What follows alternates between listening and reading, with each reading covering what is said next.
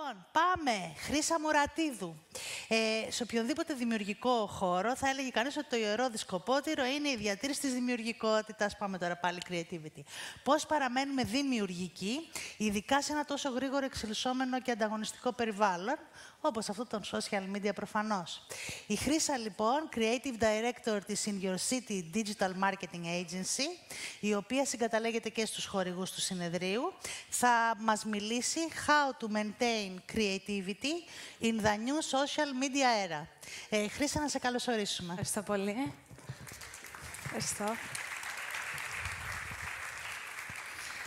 Καλησπέρα και από μένα. Ονομάζομαι Μουρατίδου Χρύσα και είμαι Creative Director στην εταιρεία In Your City. Σήμερα θα μοιραστώ μαζί σας βασικούς τρόπους με τους οποίους μπορείτε να κάνετε το περιεχόμενό σας πιο δημιουργικό.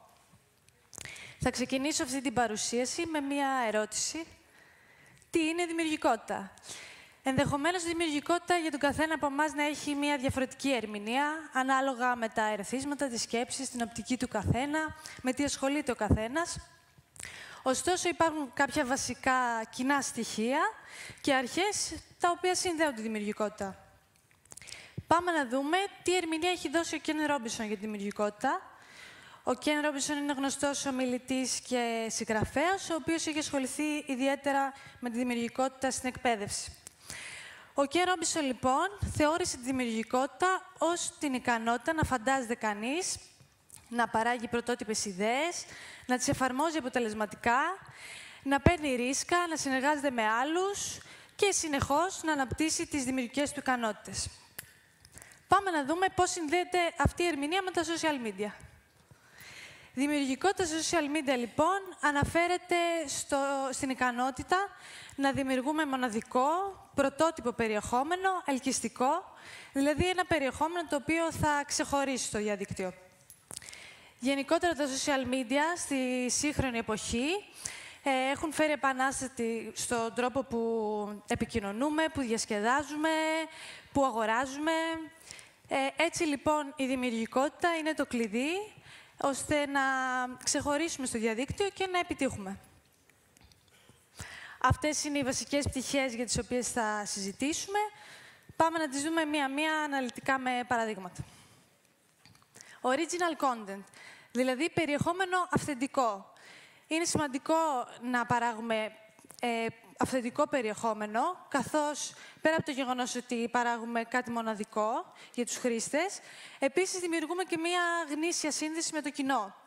Έτσι και στο παράδειγμα, με αφορμή την ημέρα του Αγίου Βαλεντίνου, αποφασίσαμε να επικοινωνήσουμε τη ζαχαροπλαστική μέσα από ένα post με key copy τη γνωστή φράση «Love is in the air», και οπτική πλωσίωση με ένα 3D animation. Μπορείτε να δείτε και τη διαδικασία του post-production στην εικόνα πάνω δεξιά. Συνεχίζουμε με τον επόμενο τρόπο που μπορούμε να κάνουμε το περιεχόμενο πιο δημιουργικό. Και αυτό είναι τα post-visual appealing, δηλαδή όπως και τα stop-scrolling post. Αυτά έρχονται συνήθως σε μορφή βίντεο, καθώς έχουν και πολύ καλές αποδόσεις στο διαδίκτυο. Έχουν γρήγορες εναλλαγές, εντυπωσιακή εικόνα. Είναι σημαντικό να παράγουμε τέτοιο περιεχόμενο, καθώς λόγω του μεγάλου όγκου πληροφοριών που υπάρχει τώρα στο διαδίκτυο, ο άνθρωπος έχει περιορισμένο χρόνο και attention να δώσει στα post. Έτσι, με αυτόν τον τρόπο, μπορούμε και κρατάμε την προσοχή του χρήστη και δημιουργούμε κάτι ξεχωριστό. Συνεχίζουμε στα storytelling post. Στην ουσία, είναι τα post τα οποία χρησιμοποιούμε την τέχνη της αφήγησης για να μεταφέρουμε ίσως ένα μήνυμα του brand ή ακόμα και μια εμπειρία. Και αυτά τα post είναι πολύ σημαντικά, καθώς επίσης δημιουργούν και μια συναισθηματική σύνδεση με το κοινό. Εδώ στο συγκεκριμένο παράδειγμα έχουμε τα platform-specific content. Μας δόθηκε να επικοινωνήσουμε τις νέες συσκευασίες για τις πίτες Αρτόπουλος. Ξεκινήσαμε ένα οργανικό post. Είχαμε ως reference μια εικόνα η οποία έπαιξε αρκετά το καλοκαίρι στο feed μας. Συνεχίσαμε με τη βίντεο καμπάνια που είχαμε ως reference την γνωστή εικόνα των Beatles. Και συνεχίσαμε στο TikTok, όπου συνεργαστήκαμε με γνωστούς influencers και έγινε τοποθέτηση προϊόντος. Και έτσι οι ίδιοι, μέσα από συνταγές, επικοινώνησαν τις νέες συσκευασίες. Στην ουσία είχαμε ένα μήνυμα, το οποίο επικοινωνήσαμε σε διαφορετικές πλατφόρμες, με διαφορετικά creatives, ώστε να πάρουμε τη μέγιστη δυνατή απόδοση. Συνεχίζουμε με τα humor post. Σίγουρα αυτά είναι πολύ αγαπητά post. Ακόμα και μια αναγνώριση του χρήστη που θα αναγνωρίσει αυτό το χιουμοριστικό post, δημιουργεί και αυτό μια σύνδεση με το brand και φυσικά προσδίδουν και μια καλή διάθεση στους χρήστες. Συνεχίζουμε με τα interactive post, διαδραστικό περιεχόμενο. Αυτό μπορεί να έρθει σε μορφή έρευνας, quiz ή γρίφων, όπως το παράδειγμα. Και αυτά είναι πολύ σημαντικά, καθώς ενισχύουν και την αίσθηση της κοινότητας με τους χρήστες. Sorry. Ωραία, έχουμε και το UGC, User Generated Content.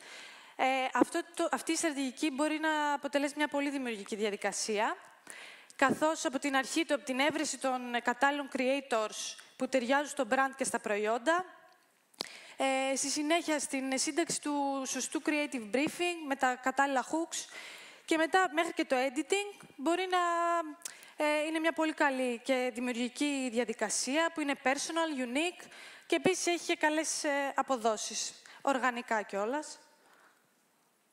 Συνεχίζουμε με trend awareness post. Γενικά είναι καλό να σχολιάζουμε την επικαιρότητα και συνήθως αυτά τα post κρύβεται και το virality. Συνεχίζουμε με το consistency and brand voice. Σίγουρα είναι καλό να έχουμε και μια ενιαία αισθητική στα post μας, να ακολουθούμε τα brand guidelines, τα fonts, τα χρώματα και κάθε ένα post να θυμίζει και το ίδιο το brand. Τέλος, έχουμε τον πειραματισμό, ο οποίος αποτελεί βασική πτυχή της δημιουργικότητας. Γενικότερα, προτείνουμε να ακολουθούμε μια λογική του να δοκιμάζουμε νέες ιδέες, να ρισκάρουμε, να βλέπουμε άμα λειτουργούν, αν όχι να δοκιμάζουμε νέες ιδέες. Θα κλείσω λοιπόν αυτή την ομιλία. Έχω μια πρόταση για εσάς. Αν θέλετε και σας ενδιαφέρει, μπορείτε να δείτε και το ντοκιμαντέρ που έχω φτιάξει για δημιουργικότητα από το QR Code. Και ας συνεχίσουμε να δημιουργούμε πρωτότυπες ιδέες, να ενθαρρύνουμε τους διπλανούς μας που βγήκαμε τη selfie πριν, να γίνονται πιο δημιουργικοί και όλοι μαζί να παράγουμε συναρπαστικό περιεχόμενο για τα social. Σας ευχαριστώ πάρα πολύ.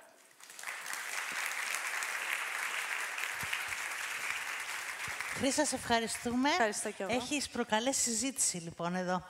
Έχω. Ναι, έχει ένα ενδιαφέρον. Λοιπόν, θα το πω αλλιώς. Ναι. Πώς κάνουμε engaging και consistency στο storytelling.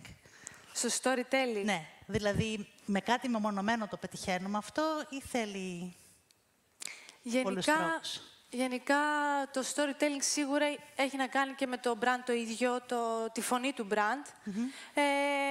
Και το σημαντικό είναι να προσπαθήσουμε να μεταφέρουμε την εμπειρία στο χρήστη, θα πω.